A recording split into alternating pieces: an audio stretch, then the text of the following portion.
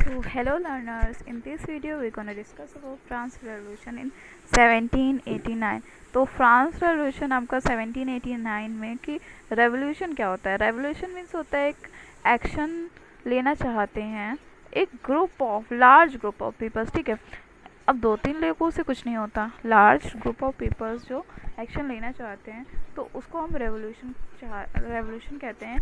कि मतलब उन्हें उस तरीके से नहीं रहना या उन्हें वो तरीका नहीं पसंद, तो वो लार्ज एरिया में लोग इकट्ठा होके वो उसके खिलाफ बोलेंगे, तो इसका मीन्स होता है रेवोल्यूशन। तो अब देखते हैं फ्रांस रेवोल्यूशन क्यों हुआ था।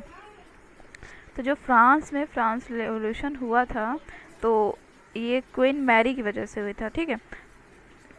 अब क्वीन मैरी कौन थी ये भी आगे आपको पता चलेगा।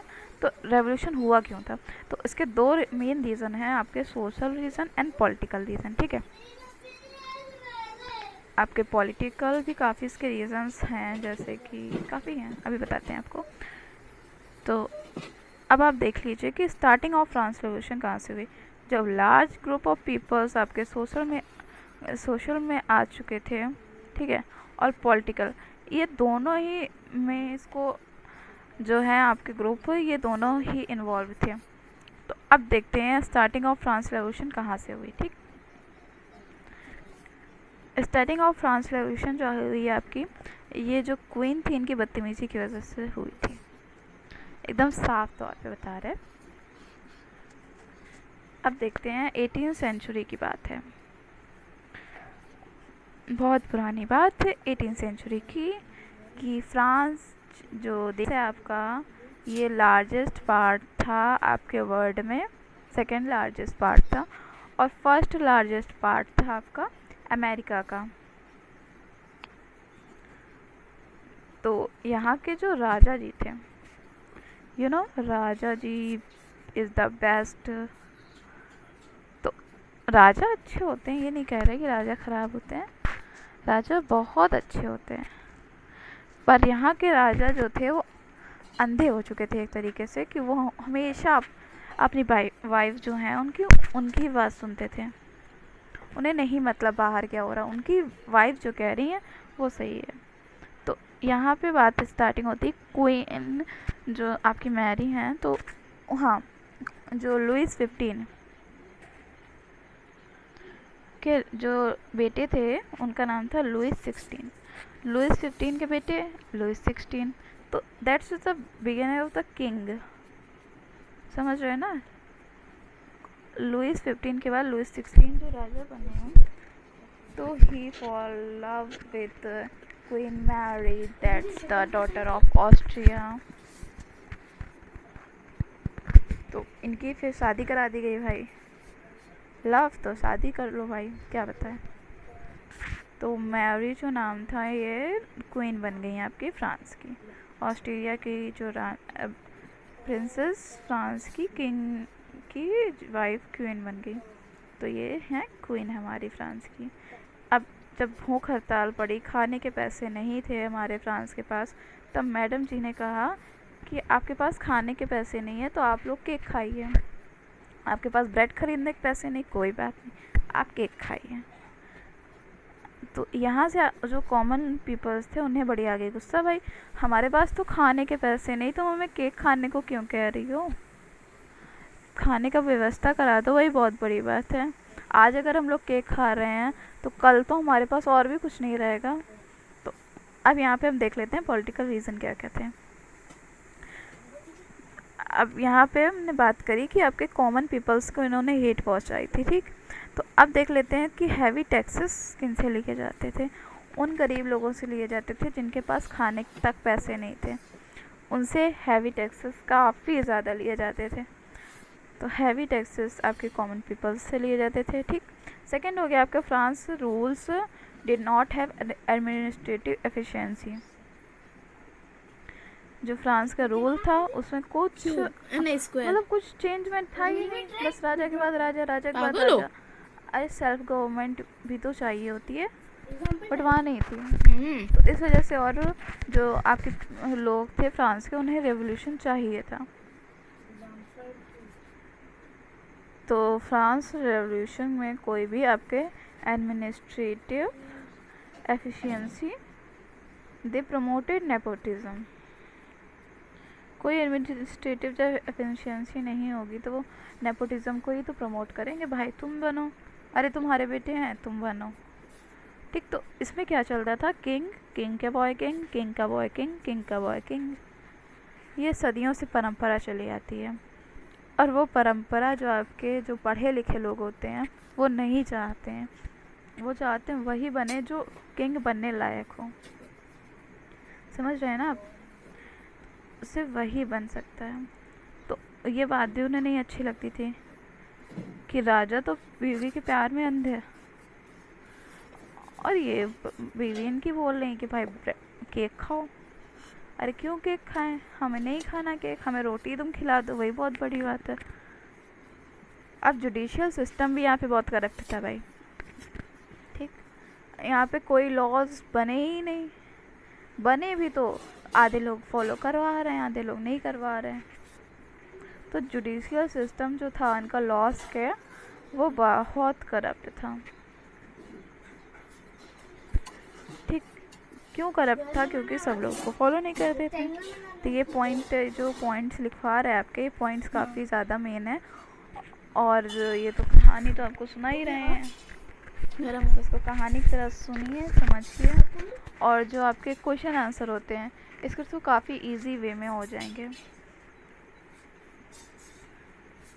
एक बार बुक की रीडिंग, एक बार ये आपका ये जो ये पूरा आपका लेक्चर है ये, तो आपका बहुत अच्छे से ये ख़त्म हो जाएगा चैप्टर जो है आपका। और आपका अगर कोई भी क्वेश्चन में डाउट हो रहा हो तो क्वेश्चन एक बार आप कमेंट करके ज़रूर पूछ लीजिएगा। मैं इसका जो आंसर है वो एक तुरंत आपको नहीं मिल पाएगा, तो विद इन 2 to 3 और आपको मिल जाएगा इसका आंसर। ठीक, तो आप एक बार इसका जो क्वेश्चन है इसको ज़रूर प्लीज़ पूछिएगा, कोई भी डाउट हो रहा हो। सॉरी, ये जो है हैवी टैक्सेशन, ये तो हैवी टैक्सेशन किससे लिए जाते थे, 80% कॉमन पीपल्स से। ठीक, अब गरीब लोग जो हैं आपके फ्रांस में काफ़ी ज़्यादा थे उस टाइम पे 18वीं सेंचुरी में, तो उनसे ही ये लोग टैक्स लेते थे। अब टैक्स नहीं दे पाते थे तो परेशान किया जाता था कि तुम टैक्स नहीं दे रहे, तुम्हारी दुकान नहीं लगेगी, तुम टैक्स नहीं दे रहे, तुम्हारा खेती नहीं करने देंगे तुम्हें। अब गरीब आदमी घर चलाए तो कैसे चलाए, हाँ, पीपल जो आपके गरीब लोग थे उन वो बहुत रहने तक की उनको सही से सुविधा नहीं थी वहाँ पे। अब राजा महाराजा तो भाई महल में रह रहे हैं, उन्हें भी तो सही सी झोपड़ी दे दो, लेकिन अच्छी तो दो, कम से कम बरसात में उन्हें इधर उधर भटकना तो ना पड़े। तो वहाँ पे कुछ भी सिस्टम नहीं था, सब उनका सिस्टम आपके अमीर लोगों के लिए ही था। हैं गरीब तो क्या पढ़े लिखे नहीं हैं, थोड़े तो पढ़े लिखे थे वहाँ के लोग। ठीक, अब यहाँ पे हम देख लेते हैं सोशल रीज़न क्या थे। ये इम्पोर्टेंट है काफ़ी ज़्यादा आपका एग्ज़ाम पॉइंट ऑफ व्यू से, तो मोस्ट इम्पॉर्टेंट। तो यहाँ पूछ लिया जाता है कि सोशल रीज़न बताइए क्या क्या थे आपके, क्लर्जीज में कौन कौन आ जाता था, आपके नोबलिस्ट में कौन कौन हो जाता था। ठीक है, तो सोशल जो है इसमें सोसाइटी है। ठीक, सोशल की जहाँ बात आएगी वहाँ सोसाइटी तो आएगी भाई, सोसाइटी के तो सबसे पहला अधिकार होता है। तो सोसाइटी यहाँ पे तीन कास्ट्स में डिवाइड थी, फर्स्ट स्टेट, ठीक है, सेकेंड स्टेट था आपका, और या first state, second state and the third state.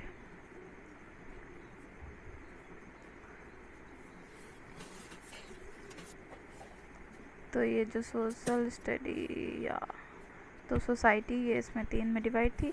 First state में आपके आ जाते थे क्लर्जीज वगैरह। क्लर्जीज आप यहाँ से याद रखिए, क्लर्जीज हाई पोस्टेड जॉब होती है।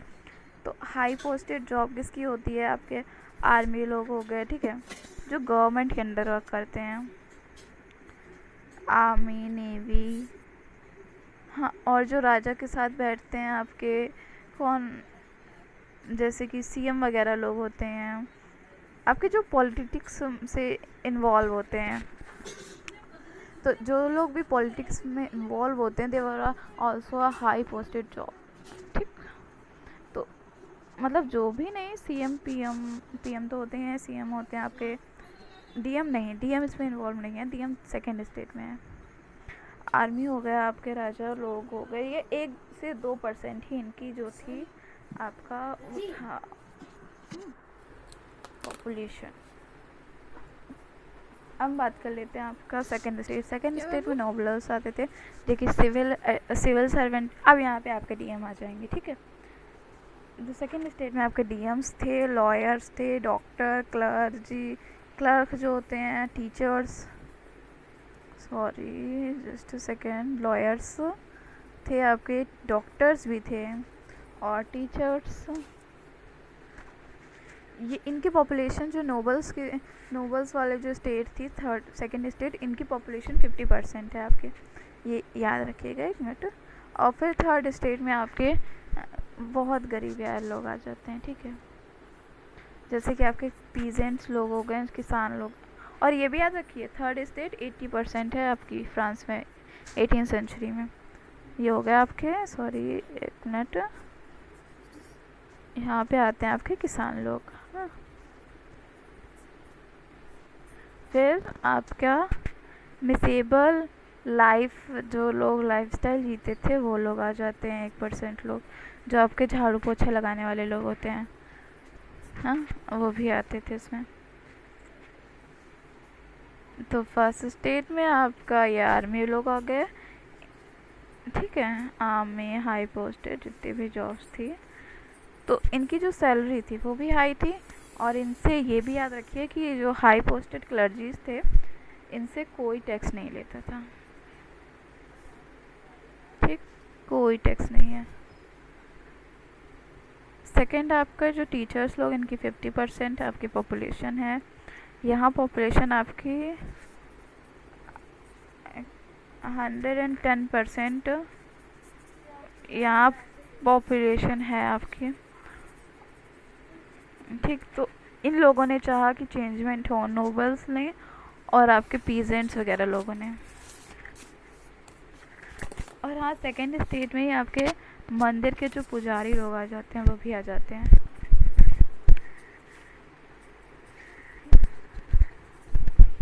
अब जिनका सबसे अच्छा यहाँ पे इम्पोर्टेंट रोल था फ्रांस रेवोल्यूशन में, वहाँ बात कर लेते हैं।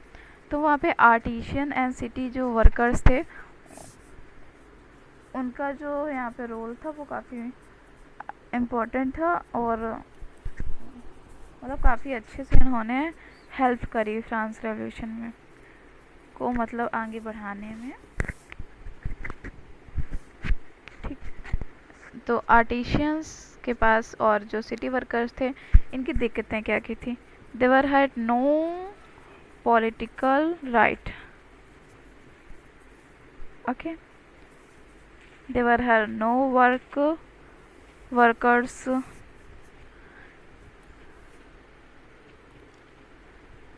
मतलब कि इनको सेफ्टी नहीं थी किसी प्रकार की।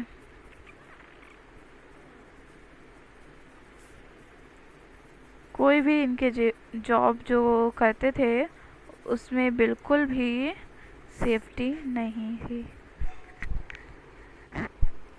तो उनका जो जॉब थी, ठीक है, उसमें कोई सेफ्टी नहीं दे रहे थे वो लोग। और वर्कर्स जो हैं तो उनको मतलब कि कुछ नहीं है, आपको जब मन होगा तब आपको जॉब से निकाल दिया जाएगा। तो इस तरीके की वहाँ पे हालत हो चुकी थी, ठीक है।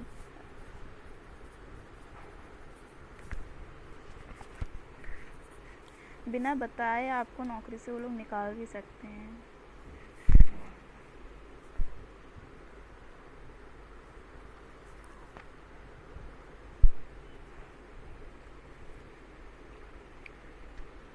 अब एक वर्कर को अगर निकाल दिया गया है तो दूसरे वर्कर को उसको क्या चाहिए कि सेफ्टी चाहिए, ठीक है। अब सेफ्टी तो चाहिए, लेकिन दूसरे वर्कर्स को ये भी तो है भाई, सर्टिफिकेट तो दो तभी तो हम दूसरी जगह जॉब करेंगे। बिना सर्टिफिकेट के या बिना वर्क एक्सपीरियंस के आपको वर्क भी कहीं नहीं मिलता है, ठीक। तो living workers have no certificate of good conductor for him, ठीक है। तो उनको कोई भी गुड कंडक्टर का आपको सर्टिफिकेट भी नहीं देते थे, और उनसे काम तो इतना काम लेते थे भाई साहब कि सुबह अगर आपको 5 बजे आपको जॉब पे बुला लिया गया तो आपको 5 बजे जाना है, जाना ही जाना है, और आपको रात में छुट्टी कितने बजे हो कोई आइडिया नहीं था। लंच का भी कुछ नहीं था सिस्टम वहाँ पे, बहुत बुरी हालत थी। जैसे कि आपके डेली लेबर्स होते हैं उनको भी थोड़ी छुट्टी तो मिल जाती, कम से कम वहाँ कोई छुट्टी नहीं थी। सुबह सुबह अर्ली मॉर्निंग से लेके आपके लेट नाइट तक वहाँ जो वहाँ के लेबर्स थे, सिटी वर्कर्स थे, उनसे काम कराया जाता था, ठीक। अब इकोनॉमिक रीज़न हम लोग देख लेते हैं। इकोनॉमिक रीज़न आपका क्या क्या था, ठीक। जो गरीब लोग थे उनसे तो मतलब हैवी टैक्सेस तो लिए जाते थे, पर जो थर्ड स्टेट और सेकंड स्टेट के लोग थे तो इन्होंने कहा कि भाई हमें ये नहीं झेलना है, ठीक, समझ में आया ना। तो उन्होंने कहा कि ये अत्याचार हम बहुत झेल चुके हैं, हमारे पूर्वज भी झेल रहे थे, अब हम झेल रहे हैं, हमें नहीं झेलना। तो वो लोग जो इकट्ठा होके गए, किंग के पास गए, उन्होंने किंग से बात करी कि भाई ऐसी ऐसी बात है, वो नहीं माने। फर्स्ट बार में तो वो लोग बिल्कुल नहीं माने, सेकंड बार में उन्होंने इतनी बड़ी अपनी मतलब इतना बड़ा समूह लेके गए हुए थे कि सेकंड बार में वहाँ के जो आपके लुइस थे उनका राज ख़त्म हो चुका था। तो सेकंड स्टेट के कौन कौन से लोग गए थे, आपके टीचर्स गए थे, लॉयर्स गए थे, अब पीजेंट्स आपके 2 ही 3 लोग गए थे, समझ में आया।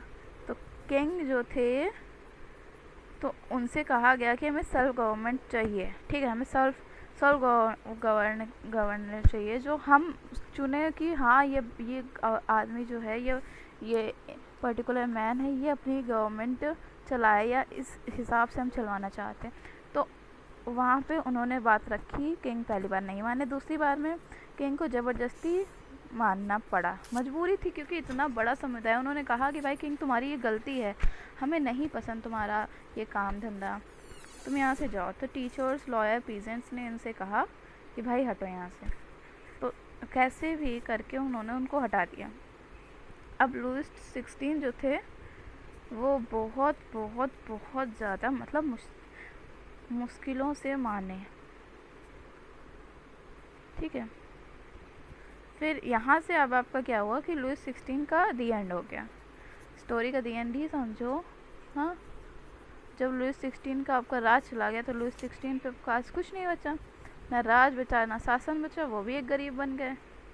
थोड़े बहुत दिन जिए, उसके बाद उनकी भी डेथ हो गई।